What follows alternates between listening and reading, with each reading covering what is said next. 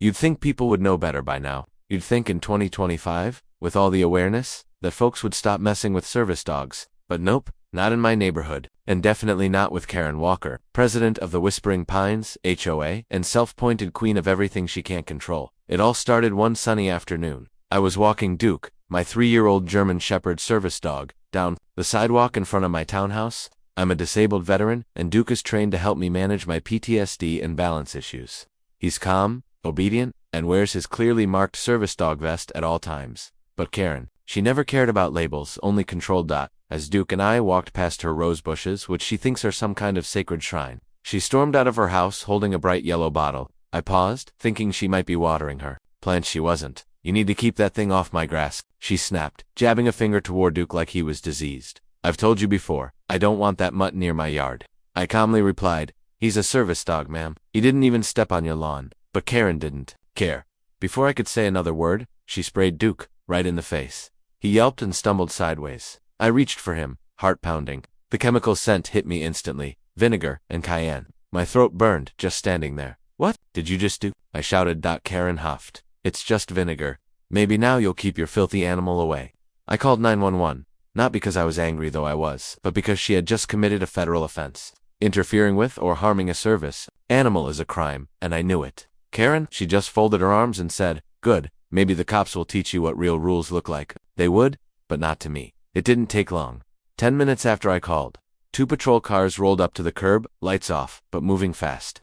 The first officer out was a tall black man in his early 40s. Cool, professional. The second was a younger Latina officer who immediately walked toward me, and Duke. Karen stood proudly at the edge of her property, arms crossed like she was waiting for her prize. He's the one who should be fined, she barked before anyone said a word. His dog came on my lawn and I sprayed it with vinegar. That's not a crime. The younger officer turned to me. Is this your service animal, sir? I nodded, kneeling next to Duke, who was blinking, hard and clearly distressed. His vest was on, his badge was visible. I had every document I needed, but I was still shaking, not just from anger, but fear. Duke had never been hurt before. Yes, officer. He's registered, certified, and protected under the ADA. And she sprayed Jim intentionally with some kind of chemical mix. He's in pain. The male officer glanced toward Karen. Ma'am, you sprayed the dog? Karen scoffed. He shouldn't have been near my roses. And it's just vinegar and pepper. It's not like I poisoned him or anything. That was all she needed to say. The officer's face hardened. Ma'am, harming or interfering with a service animal is a federal offense under Title III of the Americans with Disabilities Act. That includes throwing objects, spraying substances, or any form of intimidation. You're under arrest. The words hit like a thunderclap. Karen's arms dropped. What? You're arresting me? For spraying a mutt? He's not blind. He doesn't look disabled. Wrong move. The female officer stepped in. You don't get to decide who qualifies for a service animal. That's not how the law works. You've just committed a Class A misdemeanor punishable by up to 1 year in jail and thousands in fines. Karen began backing away like she could outrun federal law. I didn't mean to hurt it. I just wanted to teach him a lesson. She was cuffed on the spot. Neighbors gathered on their porches. Phones came out. A few even clapped. And for the first time since I moved here, I felt something I hadn't felt in a long time. Justice, but that was just the start. Because once the HOA board heard what she did, everything began to unravel. It didn't take long. 10 minutes after I called, 2 patrol cars rolled up to the curb, lights off, but moving fast. The first officer out was a tall black man in his early 40s. Cool, professional. The second was a younger Latina officer who immediately walked toward me, and Duke. Karen stood proudly at the edge of her property, arms crossed like she was waiting for her prize. He's the one who should be fined, she barked before anyone said a word. His dog came on my lawn and I sprayed it with vinegar. That's not a crime. The younger officer turned to me. Is this your service animal, sir? I nodded, kneeling next to Duke, who was blinking, hard and clearly distressed. His vest was on, his badge was visible. I had every document I needed, but I was still shaking, not just from anger, but fear. Duke had never been hurt before. Yes, officer. He's registered, certified, and protected under the ADA. And she sprayed Jim intentionally with some kind of chemical mix. He's in pain. The male officer glanced toward Karen. Ma'am, you sprayed the dog? Karen scoffed. He shouldn't have been near my roses. And it's just vinegar and pepper. It's not like I poisoned him or anything. That was all she needed to say. The officer's face hardened. Ma'am, harming or interfering with a service animal is a federal offense under Title III of the Americans with Disabilities Act. That includes throwing objects, spraying substances, or any form of intimidation. You're under arrest. The words hit like a thunderclap. Karen's arms dropped. What? You're arresting me? For spraying a mutt? He's not blind. He doesn't look disabled. Wrong move. The female officer stepped in. You don't get to decide who qualifies for a service animal. That's not how the law works. You've just committed a Class A misdemeanor punishable by up to 1 year in jail and thousands in fines. Karen began backing away like she could outrun federal law. I didn't mean to hurt it. I just wanted to teach him a lesson. She was cuffed on the spot. Neighbors gathered on their porches. Phones came out. A few even clapped. And for the first time since I moved here, I felt something I hadn't felt in a long time. Justice, but that was just the start. Because once the HOA board heard what she did, everything began to unravel. The next morning, my phone wouldn't stop buzzing. Voicemails, texts, and one particularly nervous-sounding message from Linda Myers, the HOA treasurer, someone who had never spoken to me directly before. Her voice was trembling like she'd seen a ghost. Mr. Carter, please call me back as soon as you can. There's an emergency meeting tonight regarding what happened with Karen. I think you should be there. An emergency meeting. That was a first. Up until now, the HOA had treated Karen like a dictator in pearls. Nobody questioned her, nobody defied her, and certainly no one called the police on her, until me. By the time I arrived at the clubhouse that evening, the room was buzzing with tension. Neighbors I barely knew avoided eye contact, while a few quietly nodded at me in support. Linda sat near the front, face pale, with a thick folder in her lap. Next to her sat Rick Delaney, a board member I had always suspected didn't like rule but never had the guts to say it out loud. They both looked up when I entered. Mr. Carter, Rick said, standing. Please, have a seat. We owe you an apology. That was unexpected. Linda cleared her throat. First of all, what happened yesterday was horrifying and unacceptable. Karen does not represent this community, and she certainly doesn't speak for this board. Where is she? I asked. In county jail, Rick said flatly. She was denied bail after threatening the officers and trying to lie about her role, and it turns out, he opened the folder. This wasn't the first time she's harassed. Someone over there, dog? I leaned forward. Excuse me. Linda nodded. We found 3 previous complaints written, ignored, buried, one from a disabled veteran in the next development, one from a mother with an autistic child who had a therapy dog, and one, get this, from a delivery driver she pepper sprayed because his dog was in the truck. My jaw clenched. Karen hadn't just snapped. She'd been this way for years, and the HOA had looked the other way. Until now, we're voting to remove her permanently, Rick said, effective immediately. But there's one more thing. He pulled out another document and slid it across the table to me. This is a formal statement of apology from the HOA, and an agreement to cover all vet bills related to Duke's injury, plus an offer to provide financial support for any emotional distress or treatment you may need. I stared at the paper for a long second, not because I didn't believe it, but because this level of accountability was unheard of. And, Linda added, we want you to consider joining the HOA board. I laughed hard. I'll think about it, I said. But first, I want to make sure Karen's actions don't just go away quietly. They both nodded. And that's when I knew. This wasn't just about revenge anymore. This was about making sure no one else's service, animal or disability ever got trampled by someone like Karen again. The apology from the HOA felt nice, but it wasn't enough. The next day I visited my vet. Duke was still recovering. His eyes were red and irritated, but thankfully, no permanent damage. Still, he flinched every time we passed Karen's house. That broke me. Back home, I reviewed the footage from my doorbell camera. I'd almost forgotten it had caught everything. Karen storming out, yelling, raising the bottle, and spraying Duke right in the face. Clear as day. I uploaded it to a USB drive, not because I wanted internet fame, but because I knew this would matter. For the police, for the community, for every disabled person who'd ever been humiliated by someone like her. Then came the surprise. Later that week, Officer Delgado, the same officer who arrested Karen, called me personally. Mr. Carter, he said, we've received a complaint from the district attorney's office. Karen's attorney is claiming she acted in self-defense because your dog was aggressive. I nearly dropped the phone. Self-defense from a service dog who didn't even bark. That's why I'm calling. Do you have any video? I told them I did in high resolution. Within the hour, 2 detectives were at my door to collect it. But that's not all. They showed me something. 3 separate bodycam recordings. In all of them, Karen was ranting, screaming about dirty animals, people faking disabilities, and how service dogs are just excuses for people who want special treatment. And she said all of it while handcuffed. Worse. One clip showed her telling another officer that she had used that same spray before on another dog, meaning this wasn't just about Duke. It was a pattern. We're upgrading her charges, the detective said, from misdemeanor to felony animal cruelty, aggravated by disability-related hate speech. I was stunned. Karen had dug her own grave. In the HOA they weren't done either. 2 days later, Linda and Rick showed up at my door again, this time holding a stack of printed emails. These are internal complaints, Linda said. Dozens of them. People she harassed, silenced, fined for ridiculous reasons. But the worst part, she used HOA funds to pay for her personal security cameras, her gardener, and even her legal fees and 2 previous dog complaints. I blinked. Wait, she used HOA money to fund her vendettas. Rick nodded. And if this becomes public, we're liable unless we act fast. I looked at Duke, resting beside me. I think it's time people saw what she's really like. I opened my laptop and uploaded the doorbell footage to Reddit. The video blew up. I posted the clip to Reddit's Our Public Freakout under the title, HOA President Sprays My Service Dog, Claims It Was Self-Defense. Guess who got arrested? Within hours, it had 20,000 upvotes. By the end of the night, over 2 million views. The comments section, pure internet fire. I hope she never gets out.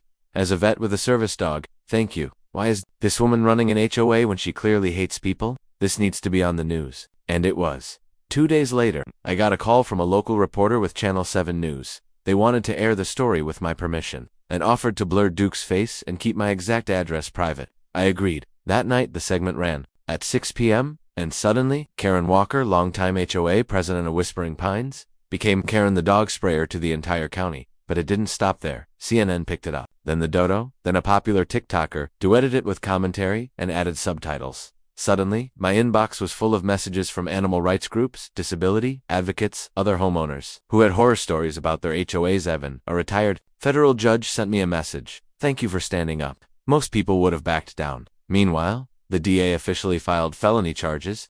They were seeking up to 3 years in prison for Karen, along with mandatory anger management, mental health evaluations, and a lifetime ban from serving on any HOA board. Linda called me the next morning. She sounded nervous. Hey, listen, we're getting pressured to issue a public statement.